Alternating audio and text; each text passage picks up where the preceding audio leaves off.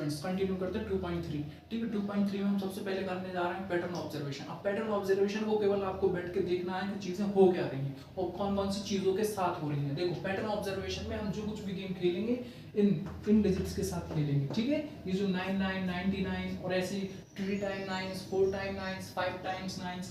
ठीक है, ये जो 9 क्या है, एक सिंगल डिजिट में बिगेस्ट नंबर है। ठीक है, चलो इसी हिसाब से हम केवल गेम इनके साथ खेलेंगे। अब देखना मेरे को ये बताओ 117 प्लस 10 माइनस 1, मैं इस 9 को ऐसे लिख सकता हूँ 9 इक्वल्स टू 10 माइनस 1, बराबर है ना? बिल्कुल है, बिल्कुल है। ठीक है, तो मैं इसको इस 9 को ऐसे लिख सकता हूँ। अब यहाँ पर माइनस 9 दिया है तो मैं ज्यादा कुछ नहीं करूंगा, माइनस 10 प्लस 1 कर दूंगा। माइनस 10 प्लस 1 इसलिए कर दूंगा, 9 माइनस के 9 है तो माइनस 10 प्लस 1। ठीक है, वो इसलिए माइनस की 9 क्योंकि यहाँ पर जो भी डिजिट रहती है उसके आगे जो साइन लगा रहता है वो साइन उस डिजिट का होता है। ये 9 का साइन क्या है, नेगेटिव, और ये 9 का साइन क्या है, पॉजिटिव, है ना? तो अब ये वाला माइनस का 9 है। अब माइनस के 9 को बनाने के लिए हम 10 में से 1 माइनस करेंगे तो केवल पॉजिटिव 9 आएगा। तो हमें नेगेटिव 9 बनाने के लिए हमने क्या कर दिया, छोटे नंबर में से बड़े नंबर को माइनस कर दिया। मतलब इसका मतलब यदि मैं इसका ऑर्डर चेंज करूं तो कहीं ना कहीं 1 माइनस 10 है। ठीक है, प्लस को लिखने की जरूरत नहीं रहती यदि डिजिट आगे हो तो। ठीक है, तो 1 माइनस 10 है। अब जब मैं इस छोटे डिजिट में से बड़ी डिजिट को माइनस करूंगा तो आंसर तो मेरा 1 ही 9 ही आएगा, लेकिन वो आंसर किस में आएगा, माइनस 9 में। तो ये वाली चीज आपकी क्लियर हो गई होगी, बिल्कुल ध्यान से। ठीक है, अब देखो तो मैं ये ऐसे लिख सकता हूँ, मैंने वहां पर शो भी कर दिया। अब देखो यहाँ, और इसमें एक और चीज, ये 999 100 1000 999 9999, ये सारे के सारे माइनस होंगे अपनी कौन सी वाली डिजिट से, सक्सेसर वाली डिजिट से, आफ्टर वाली डिजिट से। आप देखो, ये देखो किससे हो रहे हैं माइनस, 10 किसमें से 1 किसमें से माइनस हो रहा है, इस 9 के आफ्टर वाली डिजिट से। ठीक है, ऑब्जर्व करो इस पैटर्न को, plus 100 minus 1 equals to 117 minus 100 minus 1 plus 1। अब इसको जल्दी से हम सॉल्व कर लेंगे। अब हम सॉल्व करेंगे तो ये हो जाएंगे 127 माइनस 1 इक्वल टू 126। ये हो जाएंगे 170 में से कितने गए, 10 गए तो कितने बचे, 107, और माइनस का सॉरी प्लस का 1 इक्वल्स टू कितने बचे, 108। ठीक है, प्लस का माइनस 10 का काम खत्म, यहाँ बचा था साइन प्लस का तो प्लस का ही आया। अब 117 में 100 जोड़ेंगे तो कितना हो जाएगा, 227, और माइनस 1 इक्वल्स टू 226। ठीक है, और यहाँ पर 117 माइनस 100 तो मेरा कितना बचेगा, केवल 17 और प्लस 1 इक्वल्स टू 18। अब देखो इसमें आपने केवल यही ऑब्जर्व किया कि ये वाले डिजिट्स को मैं तोड़ के ऐसा लिख सकता हूँ।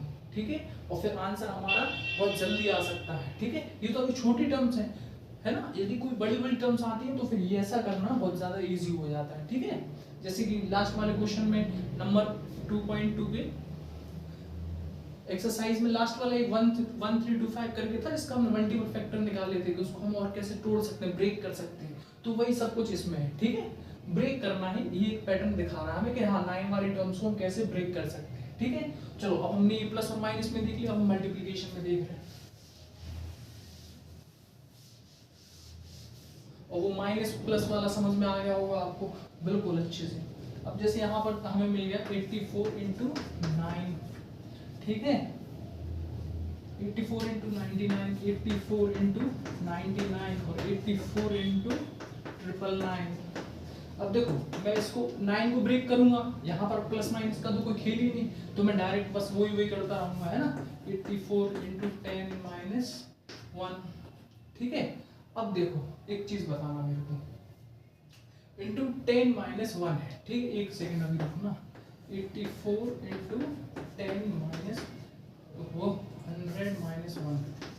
ठीक है, और यहाँ पर 84 इंटू 1000 माइनस 1।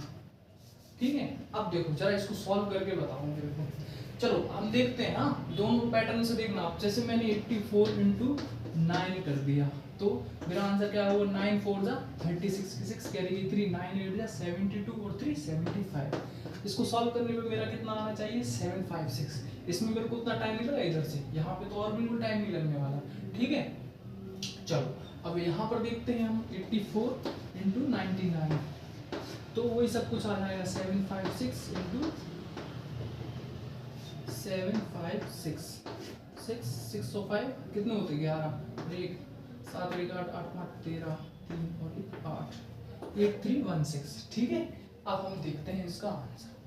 अब देखना 84 इंटू 10 इक्वल्स टू कितने मान लो मैं 840 माइनस 1, क्या मैं सही कर रहा हूँ कि नहीं ये देख लेना, बताना मेरे को।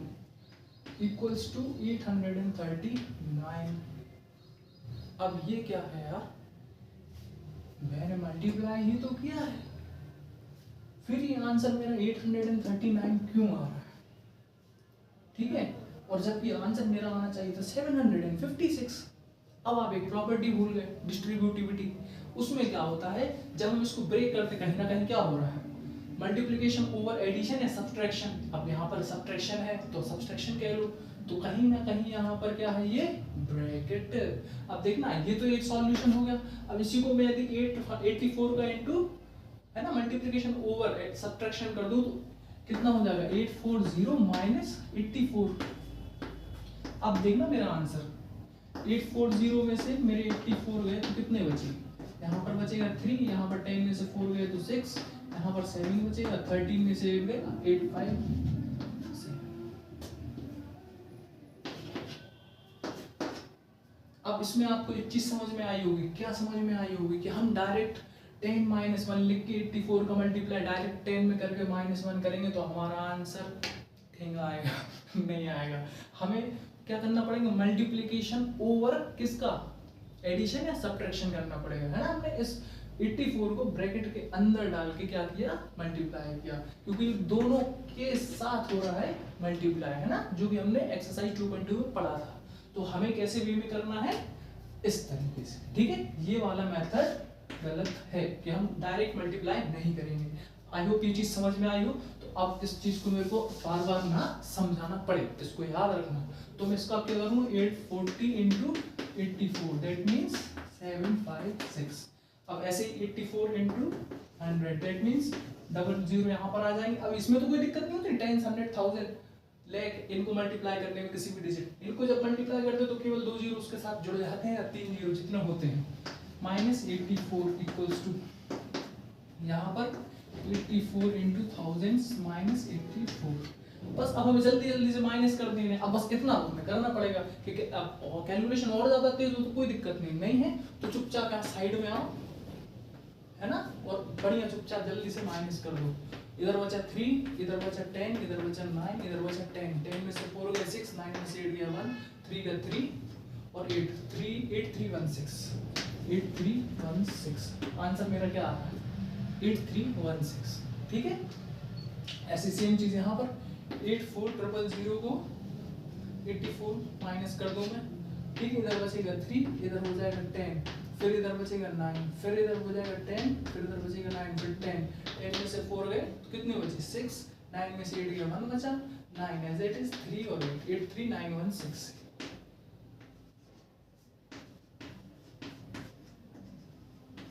अब देख लो ये चीज हमें बहुत अच्छे से क्लियर हुई कि हमें ब्रैकेट का इस्तेमाल मल्टीप्लिकेशन में करना बहुत जरूरी है, क्योंकि मल्टीप्लिकेशन ओवर एडिशन होगा या सब्ट्रैक्शन होगा।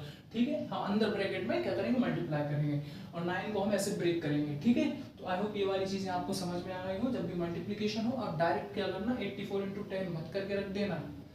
जो ये हमने तोड़ा है ना 9 को 10 -1 में, तो वो जो बाहर जो बैठा है एक ऐसा बैठा कि हम अंदर घुसने वाले हैं आपके घर में मल्टीप्लाई के रूप में, वो दोनों पे मतलब क्या करेगा, अटैक करेगा, दोनों के साथ क्या होगा, मल्टीप्लाई होगा। ठीक है, हमने कई क्वेश्चंस में भी किया है। अब इस चीज में आपको कोई समस्या नहीं आएगी मेरे हिसाब से। चलो ये चीज आपको मल्टीप्लिकेशन में भी क्लियर हुई हो। अब देखते हैं कुछ डिवाइड के पैटर्न, जैसे कि 5 वाली टर्म्स, है ना, जैसे कि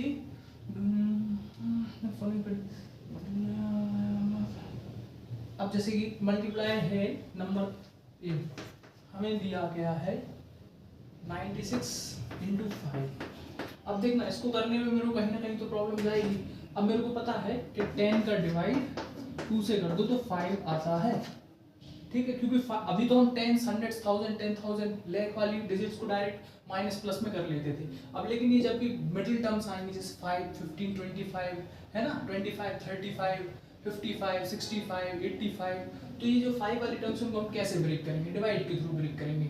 तो मैं इसको 96 इंटू कितना लिख सकता हूँ? 10/2 इजीली, ठीक है, बहुत आराम से लिख दिया। अब देखना मेरे को डायरेक्ट मल्टीप्लाई नहीं करने पड़ेगा। अब मैं ये भी कर सकता हूँ, इसको यहाँ से ऐसे काट सकता हूँ। 2 के टेबल में 9 आता नहीं, 2 4 8, यहाँ भाई 2 8 16 इंटू 10 इक्वल्स टू 480। बहुत जल्दी हो। अब ये डिवाइड करना, सीधी सी बात डिवाइड करना है, यहाँ पर ये इससे डिवाइड हो रहा है एक हिसाब से, तो हमें जब मल्टीप्लिकेशन में रहता है अपॉन में कोई भी वैल्यू ऐसे, तो हम यहाँ से सीधा क्या कर सकते हैं, इन दो डिजिट्स को काट सकते हैं, कैंसिल आउट कर सकते हैं, डिवाइड कर सकते हैं। हमने मेरे यहाँ कुछ नहीं किया, मैंने बस केवल सीधा ऐसा किया है। 2 4 जा 8 बचा 1, नीचे आया 6, 2 8 जा 16।